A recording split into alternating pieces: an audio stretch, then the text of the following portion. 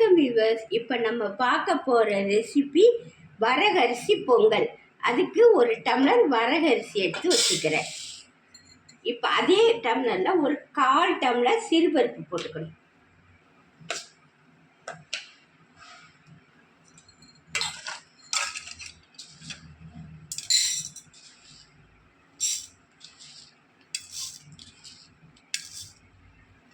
ஒரு 1/4 டம்ளர் சிறுபருப்பு ரெண்டையும் கழுவிட்டு காட்டுறேன்.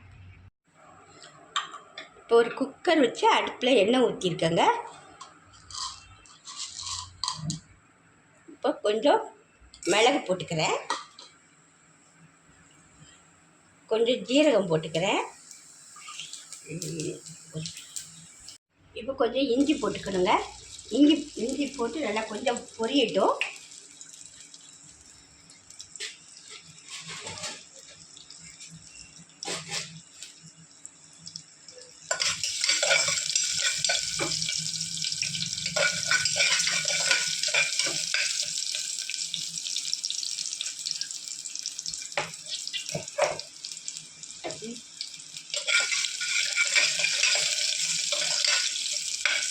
ஒரே ஒரு வெங்காயமும் பச்சை மிளகாவும் எடுத்து வச்சுக்கிறேன், நறுக்கி வச்சுருக்கேன்.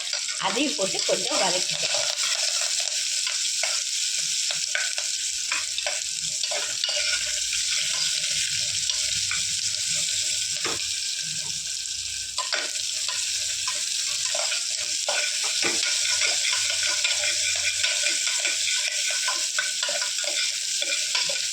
இப்போ நம்ம எடுத்துட்டு கழுவி வச்சுருக்கேன். நல்லா 2-3 தண்ணி ஊற்றி கழுவி வைக்கணும். அந்த வரகரிசி எடுத்து போட்டுக்கிறேன்.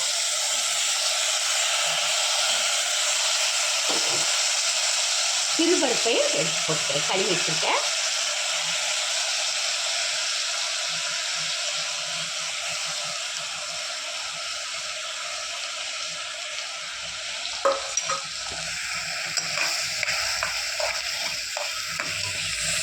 ரெண்டையும் கொஞ்சம் அந்த எண்ணெயில் கொஞ்சம் வதக்கிக்கணும்.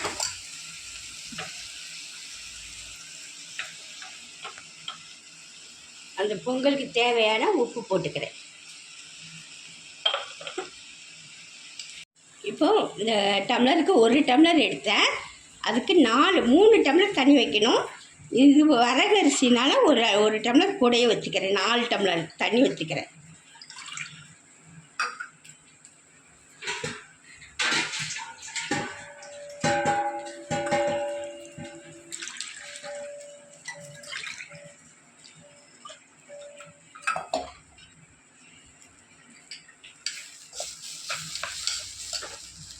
தண்ணி எடுத்து அதில் ஊற்றிட வேண்டியதான்.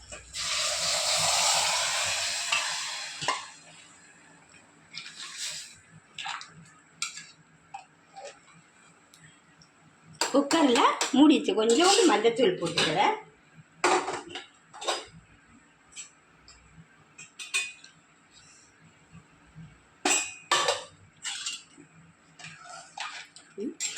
இப்போ குக்கர் வச்சு ஒரு 3-4 விசில் வச்சு ஆஃப் பண்ணிட வேண்டியதாங்க. பாருங்கள், வரகரிசி பொங்கல் ரெடி ஆகிடுச்சு பாருங்கள்.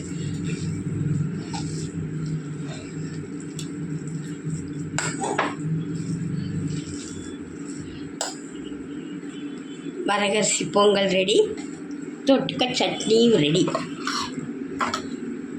இந்த ரெசிபி உங்களுக்கு பிடிச்சிருந்தா சப்ஸ்கிரைப் பண்ணுங்கள், ஷேர் பண்ணுங்கள். அடுத்த ரெசிபியோடு சந்திக்கலாம். நன்றி, வணக்கம். வரகரிசி பொங்கல் ரெடி ஆயிடுச்சுங்க. அதுக்கு தொட்டுக்க சாம்பார் சட்னியோடு சாப்பிட்டு ரொம்ப டேஸ்டியாக இருக்குங்க.